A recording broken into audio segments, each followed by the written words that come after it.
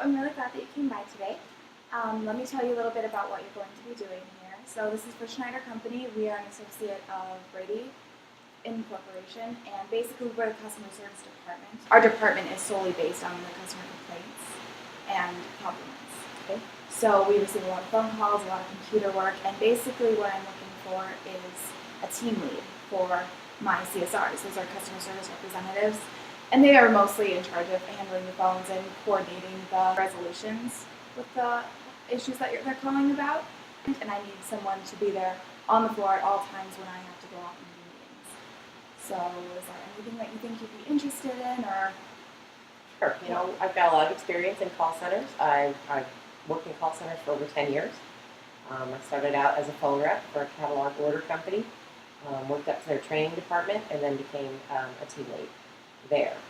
I certainly had some experience in this, and I think it's certainly a job that sounds like I'd be well suited for, and I'm interested. That's fantastic. All right, so you said you worked at a catalog company. What kind of, can you briefly describe exactly what you did there? Sure. It was called Tenderheart Treasures in Omaha, Nebraska, and we had a paper catalog that got mailed out, and customers would call in with their orders. Now, this was many years ago before the internet, so it was all done by phone and mail. So our job was to take the incoming phone calls and place orders for our customers. When we moved and I went into customer service, that was a little bit different, because then rather than taking orders, it was another catalog company. But rather than taking orders, I was taking complaints about those orders. If something was on back order, it had arrived damaged, or didn't arrive in time, or that sort of thing was what customer service did. And so was that a really weird transition for you from getting these calls and then just automatically switching to customer service? Like, how did you deal with that? It was, at first, it was challenging, and then to be on the other side of it, where all of a sudden they were not happy with the order they placed, that was a little different at first. But, basically what you try to do is solve the problem, and it's often a lot easier than they imagine. So when they call angry that their package didn't arrive in time, a resolution might be, let me refund your shipping costs. So you have a lot of experience with fixing calls, and, starting from a bad call, would you say you're able to turn it around pretty quickly? And usually, yes. I mean, some problems can't be fixed, but generally, if it's something like it's a broken item that's arrived, you can, replace it, arrange for a replacement, or you can refund them. Sometimes the order takers aren't great about mentioning, oh, by the way, this is on back order, and so those are probably the worst calls. And so you definitely sound like a fixer. I can definitely tell from the stories that you're saying. It almost bothers you if you're not able to come up with a solution. Is that pretty much? Yep, that's true. That's how true. You are? Okay. And you also said something really interesting. You said the word challenging, and I actually wanted to ask you about that. So how do you feel about challenges? Do you like them? Do you prefer to go slow? How exactly do you deal with them in your life? There's a couple ways to look at it. Challenges, it's something, in my opinion, you have to push through. And one of the neat things about customer service is that you might spot a problem that can really be something bigger, can be indicative of something bigger. So say in customer service, and especially as a team lead, you get to hear, we've had a lot of calls about this particular back order problem this week. And then maybe you go to a supervisor, or you go to the buyers and say, is there something we can do to fix this? Maybe the dates are wrong in the computer, because I'm getting a lot of complaints that this thing isn't coming in when it was expected. Do the order takers know that it's been delayed, so they can tell the customers when they order the right time? As far as challenges go, yeah, that's what makes the job fun. You don't want to do the same thing over and over and over. So it's neat to have a problem to solve. That's great. And we do have a lot of variability in our workplace. It is a lot of calls and a lot of customer service, but you generally have to do, there are different programs for different requests, and you get just a variety of people all over the state. And so you do have a lot of mini challenges almost every day. So it sounds like you would be great to deal with that. Oh, sure. And you would also have to receive a lot. You would be the supervisor on the floor. So if any of the CSRs had a problem, they would need to come to you, and you would have to be able to resolve it from there. Yep. Especially if I wasn't around or you couldn't get a hold of me, would you think you'd be able to handle being so independent almost? Yeah, no, I'm definitely a decision maker, and I think you have to be careful, because if a CSR has told a customer one thing, no, we can't do this, or this is all we can do, and it gets escalated to a team lead who then wants to make an exception and override that decision, you got to be real careful, because the CSRs are going to be upset that you kind of oversaw. Trying to really have a close relationship with the team so that they don't get angry with you when you say yes and they said no is important, and helping them maybe get to the level where they're ready to be a team lead too. As you're talking about something, you sound like very much of a team player. You're very much.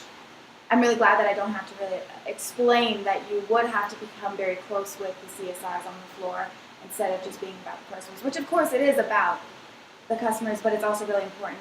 You're able to work independently and in a team setting too. So I think you definitely get along very well with both sides of that. So great, that's fantastic. I did have a couple of questions. So about from previous jobs, can you just briefly give me an example of a time that there was a policy that you didn't necessarily agree with? We had one year where we were overloaded with orders between October and Christmas, and so it was so busy, and the warehouse couldn't get the orders out in a reasonable amount of time. And so our customers would call in and say, "It hasn't shipped yet. When's it shipping? When's my order shipping?" for their Christmas gifts. They were really anxious about it.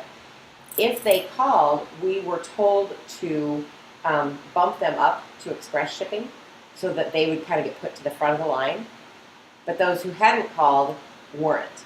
So I'm like, well, so I wasn't thrilled with that policy. I mean, I understand, I suppose, why they did it, but to me it seemed like they should just go in order that they were. What would you say was your biggest accomplishment ever? And it doesn't have to be through work. It can be, community events. It can be through an organization. Really, just anything ever. Well, when I worked up into the training department at Timber Heart Treasures, they brought in several of us kind of like peer trainers. So it was me and about 6 other people that got to be in the room with the trainees, and then as they moved out to the floor, we'd have them listen to us and that kind of thing. But I realized as I was doing that there were some things that could be taught in the classroom that would really benefit the agents once they got out on the floor. So they asked me to put together a little presentation with like some tips and tricks from CSR. So I got to actually present at each training session. It was kind of neat that my ideas got recognized and I was able to do that. That's really So exciting. I was proud of that. Oh, nice. And do you feel like your tips really helped? Did you see some improvement on the floor because of your presentation? Oh, I think so, for sure. Yeah, because it's one thing to learn what you do in a training system sitting behind a computer, and it's a whole other thing to get out there on the floor with a live customer. And I'm really glad to hear that. So it sounds like you would be great handling those kinds, and maybe even training our CSRs to really be okay with skipping some things and going back. And what makes you stand out? Why should we hire you specifically? What would you bring to our team? Well, one of the things I think is that I've had so many years of experience in call centers. So, like I said, over 10 years in different roles in a call center. And then, of course, I'm a little older than a lot of your CSRs probably are. So I've got some maturity and some experience. And I think that being able to see a bigger picture from a lot of different roles inside a call center helps me understand how it runs and what's important versus what's maybe not as important. You are a very friendly, well-spoken person. I definitely enjoyed my time with you today. You're very funny and charming. So, you'll definitely receive a call by the end of this week with the results of what the decision is. If you have any questions, feel free to ask, or you can even email me. I think you have all my information from before. Absolutely. Thank you so much for coming out today, and I hope you have a great weekend. Thank you. Thanks a lot.